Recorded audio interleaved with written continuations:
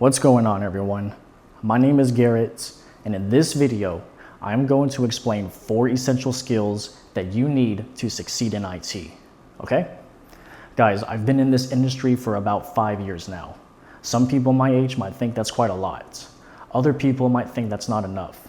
But I can definitely tell you, from working with people with a variety of skills and years of experience, I have found that these 4 skills is what's going to help you stand out, keep your job, and eventually move you into that desired position you want. All right, so again, my name is Garrett, and if you find this video helpful and if you want to see some more, feel free to show some support down below. So without further ado, let's get right into it. All right, okay. So the first essential skill that I think you need is critical thinking. All right, apologies in advance for my bad handwriting.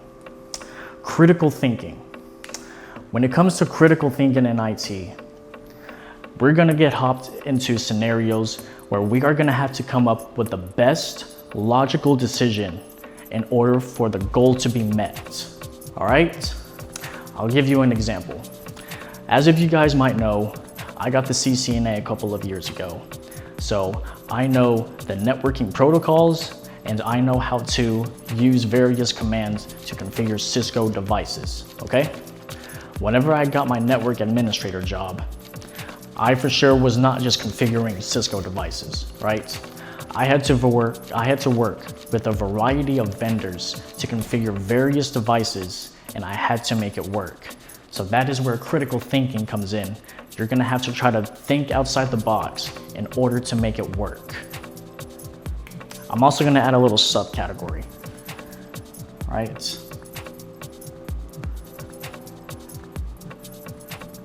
Adaptability, okay?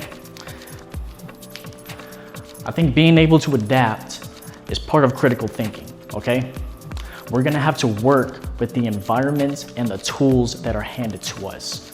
Whether it's Cisco, Fortinet, Palo Alto, we are gonna have to think outside the box and use those critical thinking skills to adapt to that environment, and we're gonna have to make it work as logical as we can, okay?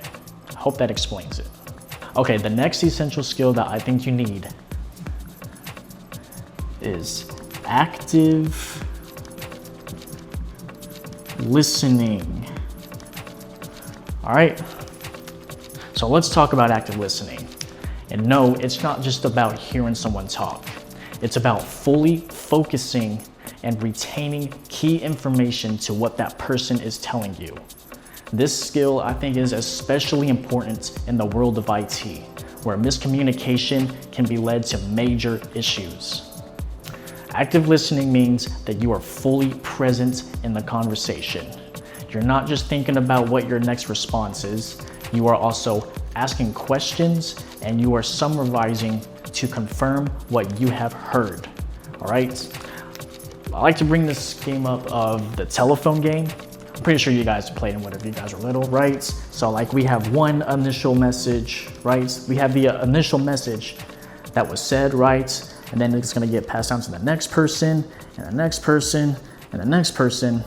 But then at the end, majority of the time, the end of that message, it's always gonna come out different, right? This same scenario happens in IT all the time. And it is up for us, IT professionals, to make sure that that initial message is as accurate and as clear as possible whenever we pass it on to the next person, okay? That is why I think we also must ask questions. Make sure we clarify what we are understanding. Hey, can you maybe show me an example, or can you maybe show me what you are seeing, or can you maybe clarify what you just said in a simpler form so that way I can understand? We have to make sure that not only we understand, but the person that we are talking to is also understanding that same message. So that way, if they communicated with someone else, that message of that problem is still going to be accurate, right? Asking the right questions prevents wasted time, and avoids fixing the wrong problem. The third skill that I think you need, and what I think, in my opinion, is probably the most vital skill, is effective communication. All right? Guys, I cannot tell you how many conversations, meetings, and emails I have been in to where somebody is explaining something on a really high technical level, which, by the way, is not bad. But the issue is that the people that they are communicating to are on not that much of a technical level as that same person is, right? And doing this ultimately just adds a lot of extra unnecessary information and also just wastes a bunch of time, okay? Which is why I think effective communication means that we need to learn to adjust our technical level of speaking depending on who we are talking to, all right? And I'm gonna go ahead and give you guys a really good example of this. Okay, so as you can see on my diagram, I have a firewall right here, and I have 4 people down below. So let's say this particular firewall is a Palo Alto 440, okay? A very modern piece of technology out there right now. Let's go with the first person.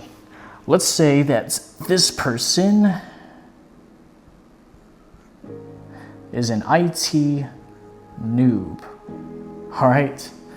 Maybe it's a lot of you guys out there. You might have a little bit of knowledge on what a firewall does, but you're not exactly too sure how to configure it. So if I was talking to this particular type of person, then I would probably just keep the communication as simple as I can. So I would probably say something like, this is a firewall, and this is pretty much the gatekeeper and our first point of contact when traffic comes into our network. A firewall is able to control and monitor traffic that comes in and goes out of our network. This particular firewall is a routing-based firewall, and it also has advanced features such as threat detection, URL filtering, and VPN connectivity in order to keep a secure network. All right? Notice how I kept it very simple and very general. Let's move on to the next person. This one is going to be your coworker, okay? Your coworker is going to be on the same technical skill level as you are. In fact, your coworker might already even have experience configuring this device. So from here, the sky is pretty much the limit to what you guys want to talk about. So if I'm talking to my coworker, I could probably go into all of the technical details that I can think of, and he's gonna probably even be able to help me with this. So I could say something to him like, okay, so I'm working on creating an IPsec tunnel to our new customer. I already have all of the address objects created. I built all of the routes. I have the crypto map created. I created a new zone. I just need help configuring the policies so that way, whatever we bring up the tunnel, all of the traffic is going to come in and go out properly. So when it comes to talking to somebody with a technical skill level as much as your coworker, you can go into all types of detail for how you want to talk about this particular device. And majority of the time, they're going to understand exactly what you are talking about. The next person we're going to talk about is a project manager.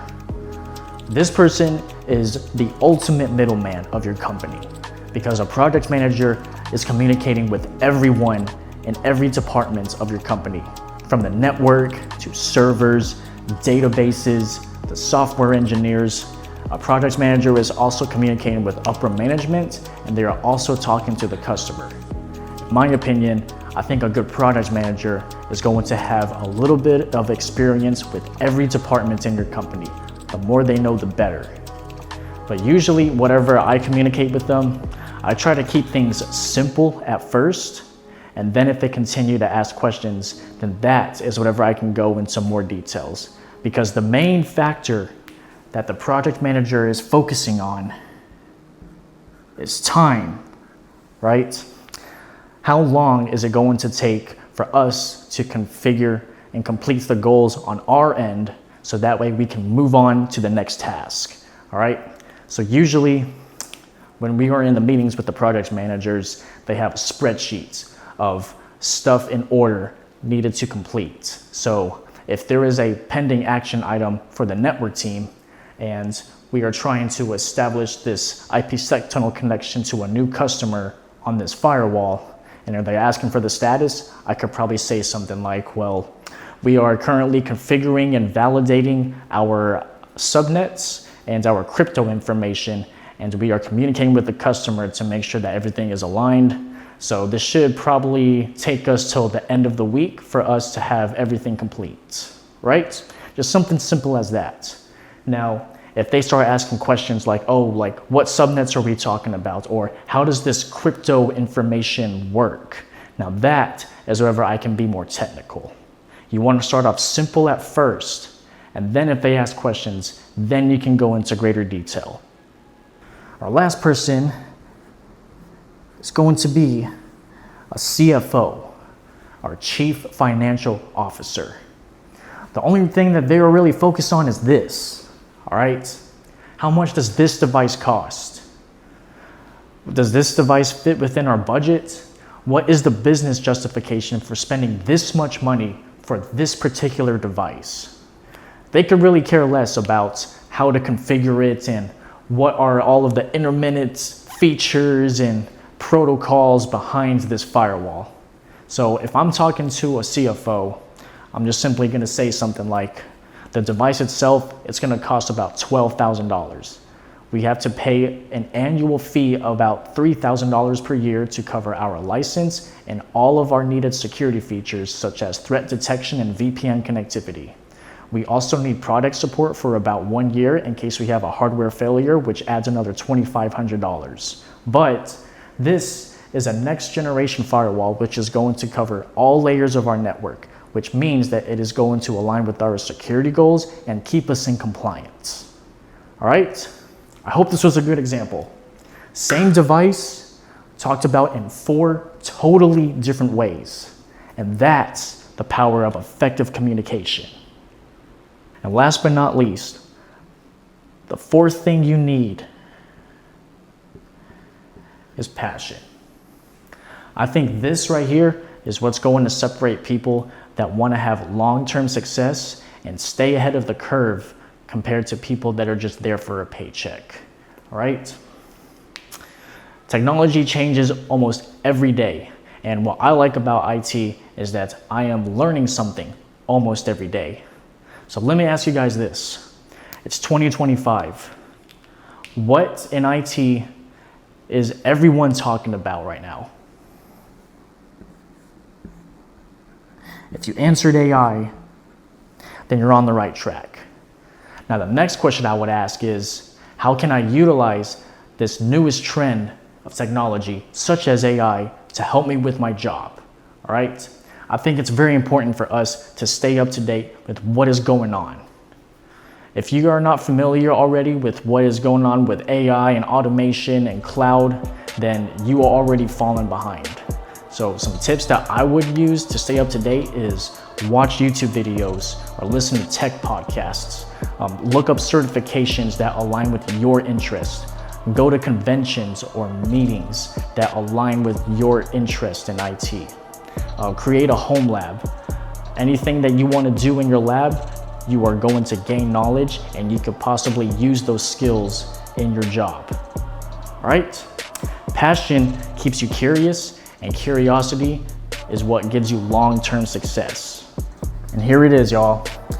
The 4 essential skills that I think you need to succeed in IT. Critical thinking, active listening, effective communication, and passion. Now, if you guys look at all of these 4 skills, they all kind of intertwine with each other in a unique way. I cannot critically think unless I am actively listening. I cannot communicate effectively unless I have thought about it through. And I can't do any of this stuff unless I have a passion. And that's going to be it for today's video, guys. I definitely hope that you have learned something valuable here. Please Let me know, what are your opinions about these skills? Are there any other skills that you think are important that I have not mentioned? I'm curious to know. Like again, if you enjoy this type of content, feel free to show some support down below. And until the next time, we out.